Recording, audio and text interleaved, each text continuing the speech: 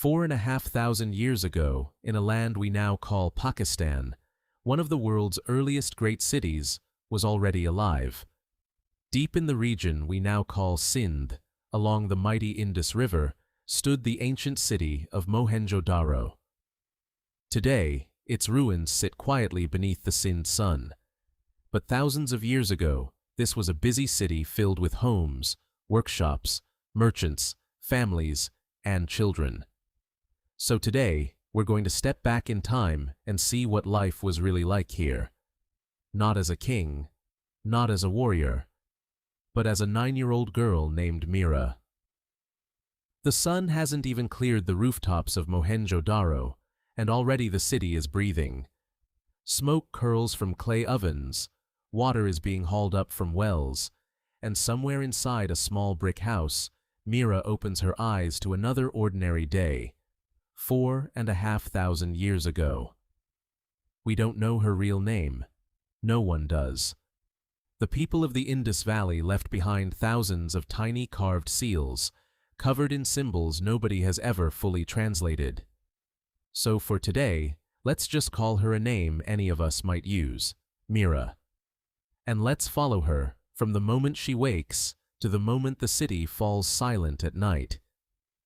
Mira's house is made of baked brick, not sun-dried mud like most ancient cities, but bricks fired in kilns, hard and weatherproof. And here's the strange part. Archaeologists have measured thousands of these bricks from across the Indus Valley, from different cities, hundreds of kilometers apart. And they're almost all the same ratio, 4 to 2 to 1. Someone, somewhere, agreed on a standard. Nobody knows who enforced it, but it worked. Her house has 2 floors, thick walls to keep out the heat, and no windows facing the street. Just a narrow doorway leading into a quiet inner courtyard, open to the sky. That's where the family actually lives. Cooking happens here. Talking happens here. The street outside is for walking, not for staring into your neighbor's home. Mira washes her face at a small brick platform in the corner of the courtyard. Her house has its own private bathing area, with a sloped floor that drains straight into a channel in the wall, and that channel connects to a covered drain running beneath the street outside. This is one of the things that stops people cold when they first learn about this city. Nearly every home had access to drainage like this, covered, cleaned regularly, flowing away from the houses, not through them. Some cities on Earth wouldn't have plumbing this thoughtful again for thousands of years. Her mother is already up, grinding grain on a stone slab, turning wheat and barley into flour for the morning meal. There's no bread rising in an oven the way we might picture. It's flatter, simpler, cooked quickly on a hot surface. Alongside it, maybe some dates, or milk from the family's cow. Cattle are everywhere in this city, gentle humped zebu cows that pull carts and carry loads. You can hear one lowing somewhere down the lane right now. Mira's father works with his hands. Many people in this city do. He might be a bead maker, carving tiny, precise beads out of a hard orange stone called carnelian, using a drill so fine that modern craftsmen have struggled to reproduce it. Or maybe he works in pottery or metal, shaping little bronze tools by the heat of a fire. Whatever it isn't idle work. Indus traders shipped goods as far as Mesopotamia, hundreds of kilometers by sea and river. And among the most prized exports were beads exactly like the ones being strung together in courtyards, just like this one. Mira eats quickly, because there are chores. She grabs a clay jar, almost as tall as she is, and heads out the door. And this is where the city truly reveals itself. The street outside isn't a chaotic tangle of alleys. It runs straight, dead straight in fact, laid out on a grid, north to south, east to west, like someone planned the whole thing before a single brick was laid. Along the edge of the street runs a covered drain, built from brick, with stone slabs on top that can be lifted for cleaning. Every so often, There are little sump pits built in, traps to catch solid waste so it doesn't clog the system. Someone had to design this. Someone had to maintain it. This wasn't an accident of a growing town. This was infrastructure. Mira walks past other children her age, some carrying water too, some carrying baskets of dried fish or vegetables.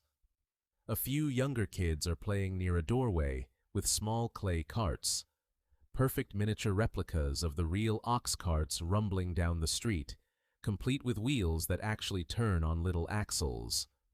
Archaeologists have found hundreds of these toys.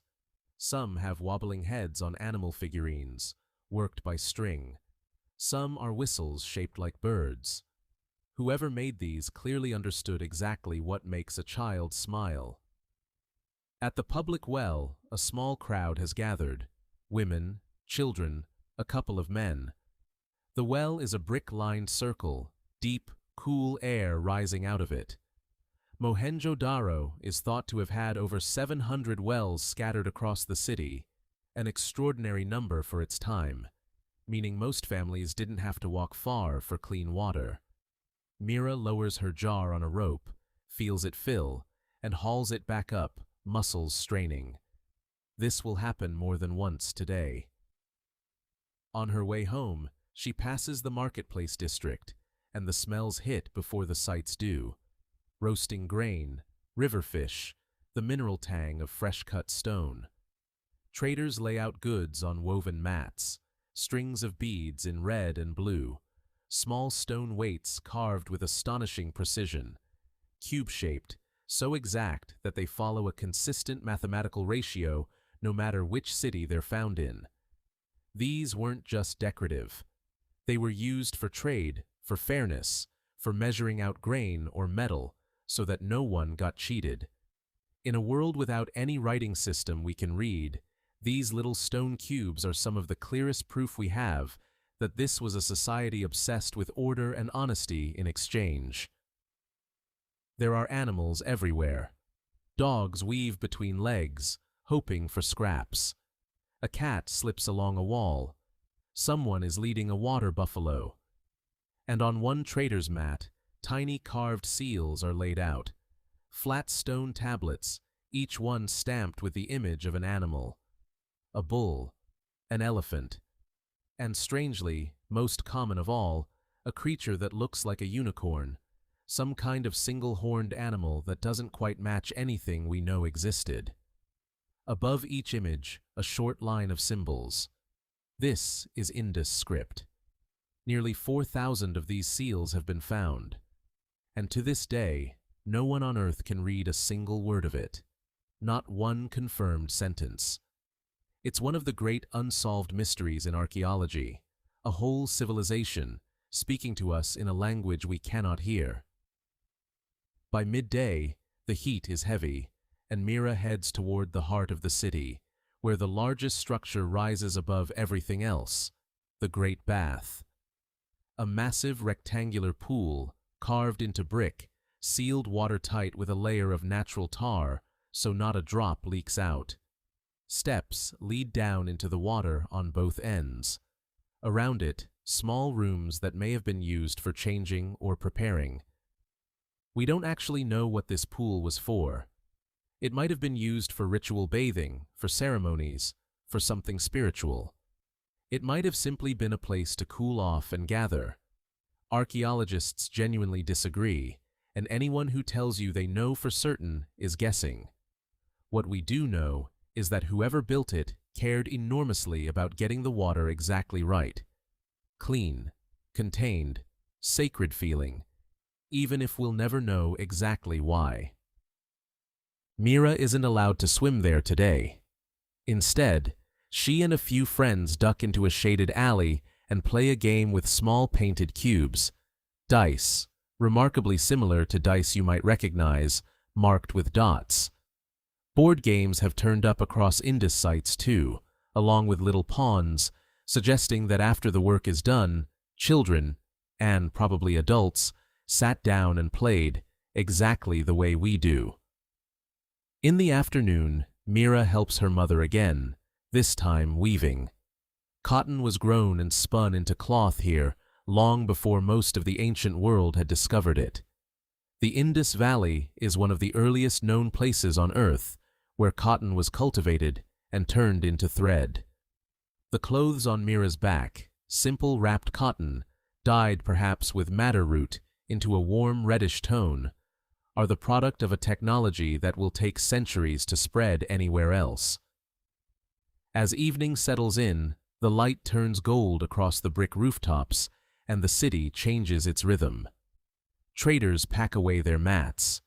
Smoke rises again from courtyards as families prepare the evening meal: grain, lentils, maybe fish from the nearby river, maybe a little meat.